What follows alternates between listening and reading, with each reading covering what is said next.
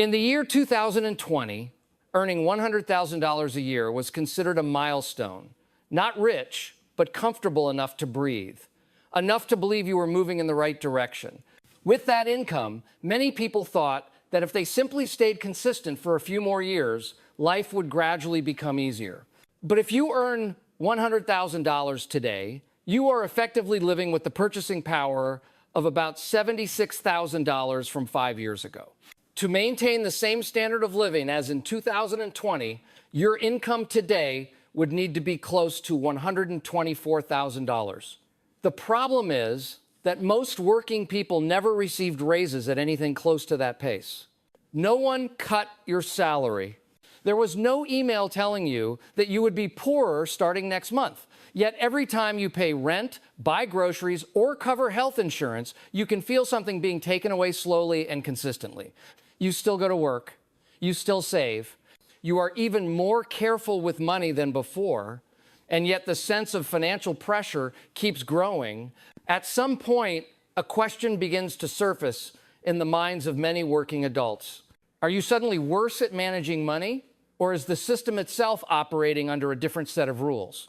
Hi, my name is Alex. I am not here to lecture you or tell you what you should have done differently. I am here to walk with you a little deeper into this problem, because many of us are feeling the same pressure but rarely stop to ask where it actually comes from. Over the past few years, something subtle has changed in the background of everyday life. Prices moved first: housing, food, transportation, healthcare. Then interest rates followed. Wages did rise, but not in the same way and not at the same speed. On paper, it looks like progress. In real life, it feels like standing still while the ground quietly shifts beneath your feet. This video is not about blaming individuals or glorifying struggle. It is about understanding how broader economic forces slowly shape personal financial reality, often without us noticing until the gap becomes impossible to ignore. When enough people share the same feeling of financial tightness, the issue is rarely personal. It is structural. If you find this video useful, don't forget to leave a like and subscribe to the channel. It helps me continue making content like this.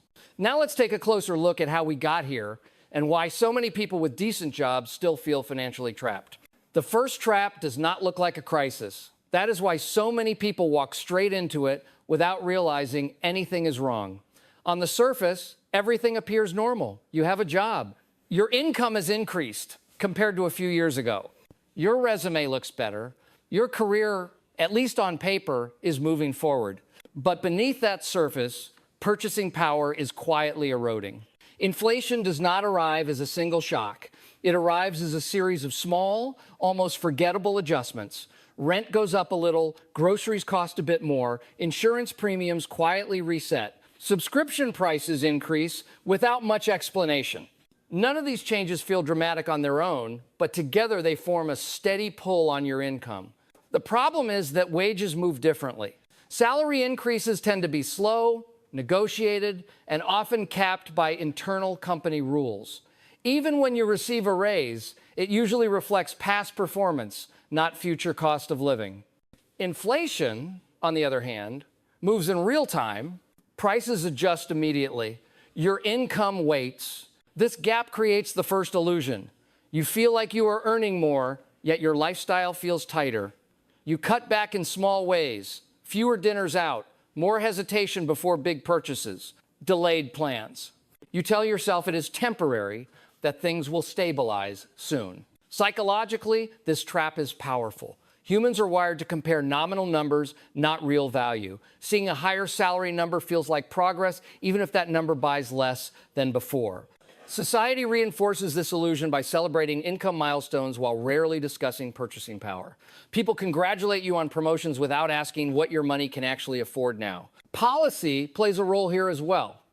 Over the past few years, monetary expansion, supply disruptions, and shifting interest rate environments have pushed prices higher across essential categories. Housing and healthcare, two of the largest fixed expenses, have risen faster than average inflation. These are not optional costs. You cannot simply opt out of rent or medical coverage. As a result, many working adults become more disciplined with money while feeling more financially insecure. This is not a contradiction. It is a response to pressure. When a system slowly demands more just to maintain the same position, caution increases, satisfaction decreases, and anxiety becomes a background noise of daily life. The first trap is believing that this pressure reflects personal failure, that if you just budget better or work harder, the feeling will disappear. But when millions of people with stable jobs report the same experience, the issue is no longer individual behavior. It is a structural mismatch between how income grows and how costs compound. Once this trap closes, the real damage is not just financial. It is psychological. You stop feeling rewarded for progress. Effort and outcome drift apart. And that quiet disconnect is often where long-term frustration begins. To understand why this pressure feels so persistent, you have to look beyond individual salaries and into how the system itself is designed to function. Modern economies are built on movement. Money needs to circulate, debt needs to grow, consumption needs to continue.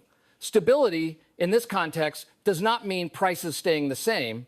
It means activity continuing without interruption. Inflation plays a quiet but essential role in this system. A moderate level of inflation encourages spending today rather than later. It rewards borrowers and penalizes those who hold cash for too long. From a policy perspective, this is not a flaw, it is a feature. Central banks adjust interest rates and liquidity conditions to manage growth, employment, and financial stability. These decisions are made at a national level, but their effects show up in very personal places like rent, groceries, and loan payments. Wages, however, are not part of this fast-moving mechanism. Salaries are sticky. They depend on contracts, annual reviews, corporate budgets, and negotiation power. While prices can change overnight, income usually adjusts slowly and unevenly. This creates a built-in delay where the cost of living responds immediately to policy shifts while paychecks lag behind. Credit fills the gap. When income falls short of lifestyle expectations, borrowing steps in to smooth the difference. Mortgages, car loans, student loans, and credit cards allow people to maintain a standard of living even as purchasing power weakens. Over time, this creates dependence. The system does not require wages to rise quickly as long as credit remains available and affordable. Housing amplifies this effect. As interest rates fall or liquidity increases, asset prices tend to rise faster than wages. Homes become investment vehicles as much as places to live. Those who already own assets benefit from appreciation. Those who rely on wages face higher entry costs and larger debt burdens. The divide grows quietly year after year. From the outside, the system appears functional. Employment remains high. Consumption continues. Markets move forward. But at the individual level, the experience feels very different. People work more carefully, plan more cautiously, and feel less secure despite doing everything they were told to do. This is where frustration begins to form. Not because people misunderstand money, but because the rules they learn no longer match the environment they are living in. The system prioritizes flow over comfort, stability over satisfaction, and growth over purchasing power for wage earners. Understanding this does not solve the problem immediately, but it changes the frame. When pressure is systemic, personal shame loses its grip. What many people feel is not failure. It is friction between an old expectation and a new reality. The cost of this system is rarely presented as a bill. No statement arrives in the mail telling you exactly what you are paying. Instead, the price is spread across daily decisions, delayed milestones, and quiet trade-offs that slowly reshape your life. You pay with time first. Many people work longer hours not because they want more, but because standing still now requires more effort than it used to. Side projects become common. Overtime becomes normalized. Rest feels earned rather than necessary. Even then, the extra work often only preserves your position instead of moving you forward. You also pay with optionality. Plans that once felt reasonable begin to feel risky. Buying a home gets postponed. Starting a family gets delayed. Career changes feel dangerous because stability, even an uncomfortable one, feels safer than uncertainty. The future narrows, not because ambition disappears, but because the margin for error shrinks. There is a psychological cost as well. When effort no longer translates clearly into progress, motivation changes shape. People stop feeling excited about raises and start calculating whether they will actually change anything. A higher salary number brings a brief sense of relief, followed quickly by the realization that prices have already adjusted to absorb it. Over time, this creates a low-level anxiety that never fully turns off. Relationships feel it too. Financial pressure quietly influences where you live, how often you travel, and how generous you feel you can be. Conversations about money become tense even when income looks good on paper. Comparing yourself to peers becomes confusing because everyone seems to be struggling in slightly different ways, often behind carefully maintained appearances. The system also extracts patience. Progress stretches out over longer timelines. What once took a few years now takes a decade. This changes how people relate to work and institutions. Trust erodes slowly. People begin to question whether following the traditional path still leads where it promised to go. Importantly, none of this feels dramatic in the moment. There is no single breaking point. The damage accumulates quietly. You adapt, you normalize. You adjust expectations downward without fully acknowledging that something has been lost. This is the real price being paid. Not poverty, but compression. Not collapse, but constraint. Life becomes more carefully managed, more tightly optimized, and less forgiving. And because this experience is shared by so many people at the same time, it often goes unnamed. Understanding this cost matters. Not to assign blame, but to recognize that what you are feeling has context. When pressure persists despite discipline and effort, it is worth asking not what you were doing wrong, but what you were being asked to absorb. That question is uncomfortable, but it is also the beginning of clarity. One of the most powerful forces keeping this system intact is a set of beliefs that feel reasonable, familiar, and reassuring. They are repeated often enough that few people stop to question them, even as lived experience begins to contradict them. The first illusion is that earning more automatically means living better. This was largely true in earlier decades, when wage growth roughly tracked productivity and major costs grew slowly. Today, higher income often arrives already spoken for. Housing adjusts, services reprice, lifestyle expectations quietly expand, the number rises, but the relief is brief. Another common illusion is that discipline alone can solve structural pressure. Budget better, spend less, be more responsible. These ideas are not wrong, but they are incomplete. Discipline helps manage friction, not eliminate it. When essential costs rise faster than income, personal restraint can only go so far before it turns into constant vigilance. Living carefully becomes living tensely. There is also the illusion of personal failure. When finances feel tight, many people assume they missed something: a better degree, a smarter career move, an earlier start.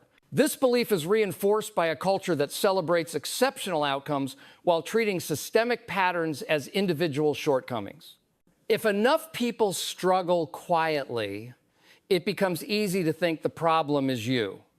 Another illusion worth naming is the belief that the system will naturally correct itself in time, that prices will stabilize, wages will catch up, and balance will return without meaningful change.